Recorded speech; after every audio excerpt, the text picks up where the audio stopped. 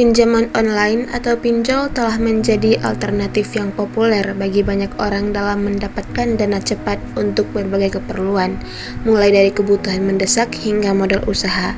Namun, di balik kemudahan dan kenyamanan yang ditawarkan, terdapat risiko besar yang bisa mengintai pengguna, terutama jika pengguna terjerat dalam meminjam berulang kali. Ketika seseorang terbiasa menggunakan pinjol untuk memenuhi kehidupan sehari-hari atau membayar pinjaman sebelumnya, ia bisa jatuh dalam lingkaran setan di mana pinjaman baru diambil untuk membayar yang lama, menciptakan sebuah siklus yang sulit untuk keluar. Salah satu risiko paling serius yang dihadapi pengguna pinjol adalah penipuan. Nah, untuk menghindari terjebak dalam pinjol yang berpotensi merugikan, ada beberapa langkah yang bisa diambil, seperti periksa legalitas, bandingkan penawaran, periksa reputasi, dan transparansi.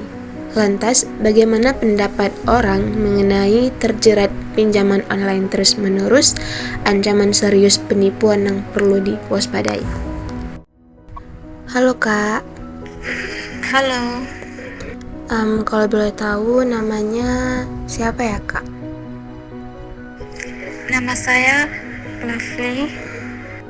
Nah Kak, di sini saya mau nanya seputar pinjaman online. Menurut Kakak, apakah dampak bagi kehidupan sehari-hari jika terjerat pinjol terus-menerus?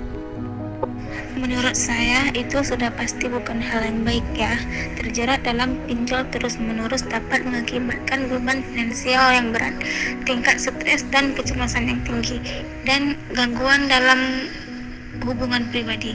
Hal ini juga dapat menurunkan kualitas hidup secara signifikan dan memiliki dampak negatif jangka panjang terhadap riwayat kredit dan akses ke layanan keuangan lainnya.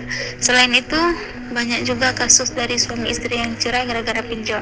Ada juga penipuan sampai terlilit hutang dan stres. Terus Kak, pertanyaan kedua nih. Menurut Kakak, apakah pinjol dapat berujung penipuan dan bagaimana caranya untuk menghindari hal tersebut? Pinjol itu bisa berujung pada penipuan kalau nggak hati-hati.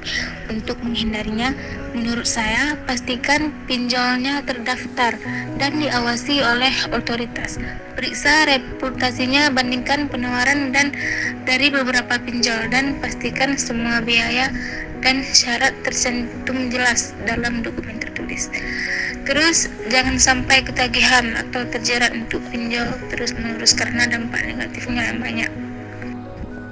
Kalau gitu, itu aja Kak pertanyaannya. Terima kasih ya. Makasih atas partisipasinya Kak.